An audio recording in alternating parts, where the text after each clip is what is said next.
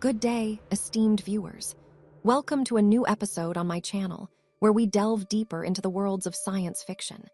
Today, we'll focus on a fascinating element of Frank Herbert's Dune universe, the Landsraad.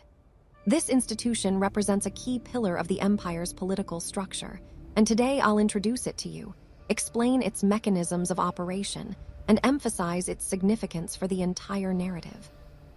The video is designed to last approximately 5 to 8 minutes, so make yourself comfortable. If you find the content engaging, please support the channel with a like, subscription, and by turning on the bell for notifications on new posts. Now, let's get to the heart of the matter. First, let's precisely define what the Landsraad represents. Etymologically, it derives from the Dutch Landsraad, where lands means lands and raad means council, which we could translate as Council of Lands or Council of Nobility. In the context of Dune, it is an assembly of all aristocratic houses that control planets within the Empire. It consists of the great houses, the most powerful dynasties, such as the Atreides, Harkonnens, Corrinos, or Moritanis, and the minor houses, which hold lesser influence but still contribute to the power dynamics. The Landsraad is not merely a formal forum. It serves as a foundational pillar of imperial balance, counterbalancing the Emperor's authority. Imagine it this way.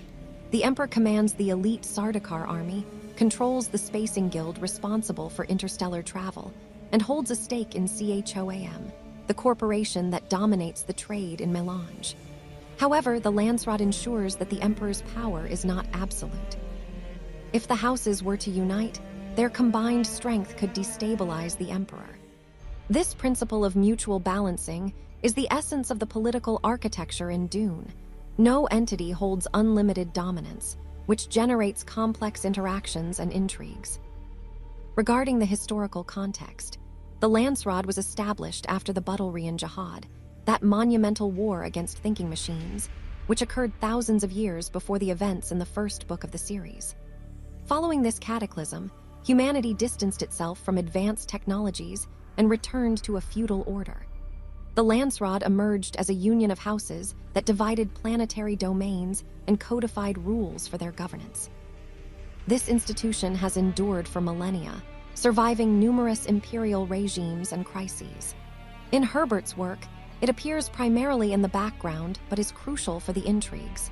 For example, Emperor Shaddam IV manipulates it to weaken the Atreides.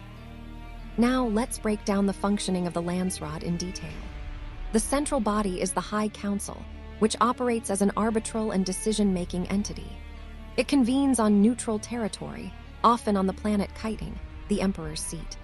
This council resolves conflicts between houses, including the rituals of Canley, formal vendettas or duels, as seen in the feud between the Atreides and Harkonnens. In cases of norm violations, such as the use of atomic weapons or mass extermination, the High Council can excommunicate a house, resulting in the loss of all privileges and territories. The voting system is based on the relative power of the houses. Each great house holds votes proportional to its wealth, military strength, and share in CHOAM.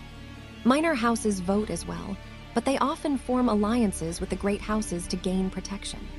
Plenary sessions occur irregularly, in response to major crises such as wars or succession disputes. A significant portion of political activity takes place behind the scenes. Houses forge alliances, buy votes, or employ agencies like the Bene Gesserit or Mentats. One of the primary roles of the Landsraad is maintaining equilibrium. The Emperor cannot arbitrarily annex planets without the Council's approval, or he risks rebellion.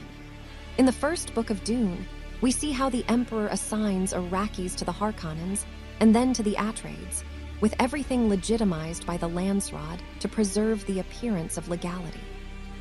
The Council also oversees compliance with the Great Convention, a code prohibiting atomic or biological weapons, which protects the Empire from self-destruction.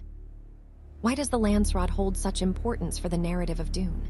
Without it, the Emperor would be an unrestricted sovereign, but its existence compels sophisticated machinations.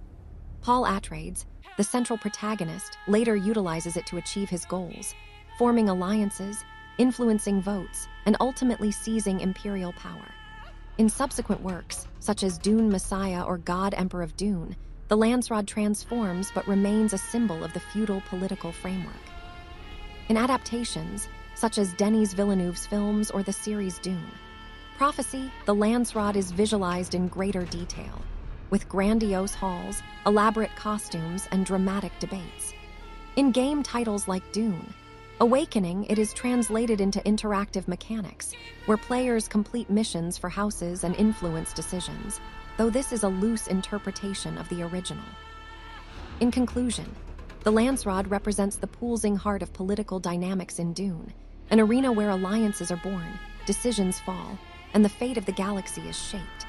Herbert masterfully draws from historical parallels, such as the Holy Roman Empire or medieval councils. For deeper understanding, I recommend the original texts or specialized encyclopedias. What's your opinion? Share in the comments whether you'd like an analysis of CHOAM or the Spacing Guild. Thank you for your attention, and I look forward to seeing you in the next video. Goodbye.